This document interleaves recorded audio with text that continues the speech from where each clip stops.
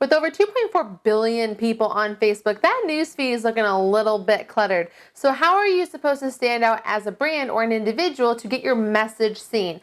Well, in this video, we're going to dive into the secrets to success when it comes to Facebook. Hi, my name is Desiree. If you're looking to grow your business with better social media and content marketing, take action now.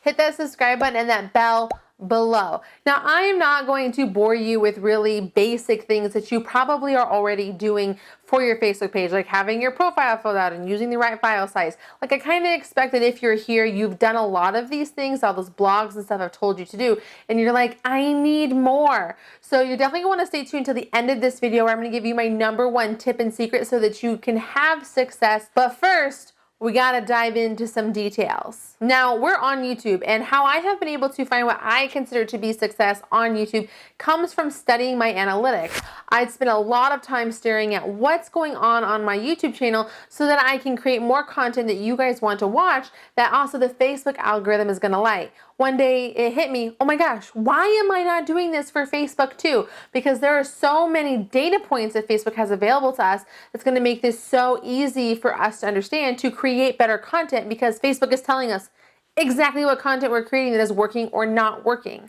So we're going to need to dive into our Facebook Insights. Now, Facebook Insights can be really kind of overwhelming. There's so many different tabs, there's all these different numbers. It's hard to know what it is that you should be doing. So if you need like a very simple version of this, I'm going to recommend that you actually check out my favorite social media management tool, Sendable. Sendable has been the #1 social media management tool that I have been using for over 10 years. I have tried all of the other ones, and I always come back to Sendable because of the reports feature pretty specifically. In fact, these reports are so good and comprehensive. These are the reports I give to my customers and my clients that come to me that need help that we use internally at my agency. My favorite stats to pay attention to very specifically on the Sendable report are our best times for engagement and our top performing posts. One of the things that Facebook Insights does not provide for us are what our top performing posts are for our dates that are selected. So this is a really great ninja tool that you can use to be like, hey, this is my post that's doing really well. I probably should make more that's like that. The other thing that I find really great about the best time to do engagement with the Sendable report is, as you can see from the screen, I have 4 different peak times to be posting. That means maybe I should be posting more on Facebook versus once a day at that peak time. These are all things to consider when we're diving into the insights of our Facebook page. So if you're wanting to check out Sendable to create your own reports for your page or the pages that you're working with, definitely check it out. I have a link for you in the description where you can try it out for free. So what do you have to lose at this point? All right, so let's head into Facebook Insights. As you can see, there are a lot of things going on in here. The dates, the numbers, the greens, the reds. It's really hard to know, like, what is it that you should be paying attention to? There are 3 categories that I pay attention to the most when it comes to my Facebook Insights. These 3 things are view, reach, and engagement. These 3 categories actually work really well together. If I'm getting a lot of engagement, that means I'm probably also getting a lot of views and reach. If one of those numbers is down, you can probably bank that a lot of those other numbers are down as well. What I like to do is look at these 3 things and see, okay, where am I having my best performances? I really go back and I look at the week and the last 28 days to see, okay, what posts performed the best? What were the dates that they performed the best? What kind of content was it that performed the best? And really lean into that information and be like, okay, this is what my audience liked the most. This is what I did right in this post. This is what I should probably be creating more of or doing more of when it comes to posting on Facebook. One of the big things, again, that you can see in Facebook is that you have the opportunity to be posting multiple times in a day. Think about it for a second. How often are you on Facebook? Do you have specific times a day that are more popular for you to use Facebook? Maybe it's going to be first thing when you wake up in the morning, or in the afternoon, or at night when you're just kind of like burnt out and hanging out on your phone and watching something passively on Netflix. There are multiple times throughout the day that you are spending time. So my guess is that your audience is also spending time on Facebook intermittently too. When you post just once a day during that one peak time, those are the only people that you are going to reach. So let the data tell you if you should be posting multiple times in a day. If your insights say, hey, people are on beyond this one time that you're posting, consider adding in more content, or doing reshares, or sharing other people's content and things like that.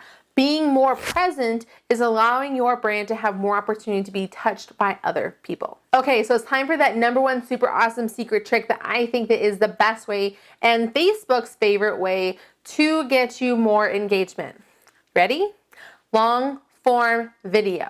Now, I know this is probably something that you guys have heard me say over and over again if you are not new to this channel. The reason Facebook wants you to be creating long form videos is for a couple of reasons. One, it keeps people on the platform longer. The longer they're watching your video specifically, that means that they're not getting to that next piece of content quickly. They're spending more time on your brand and more time in the platform, which they're like, yeah, we like that. We like that a lot. In fact, Facebook is going to measure this based on 3 different numbers: 3 seconds, 10 seconds, and 60 seconds.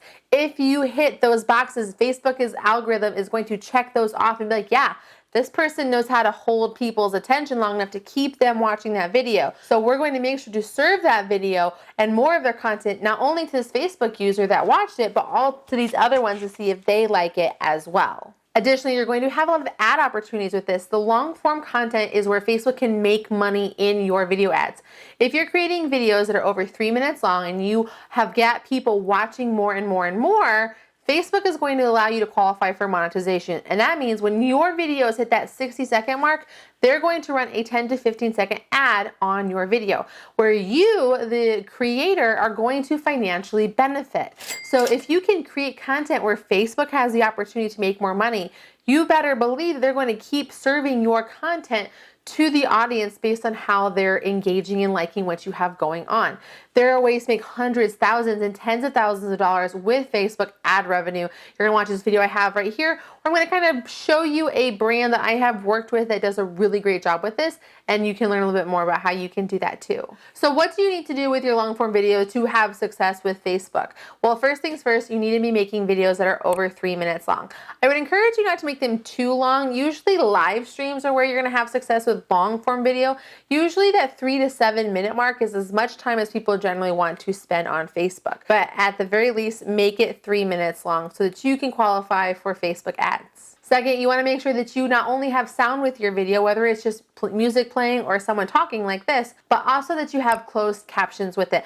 Facebook wants you to use closed captions because they know 84% of people are watching their videos without sound. So if you have not invested in getting that closed caption for your video, you're going to get in a lot of trouble. Even if you just let Facebook do the pre-generated closed captions, it's going to do a world of difference for you when it comes to your video. So make sure you have sound and closed captions for success with that long form video.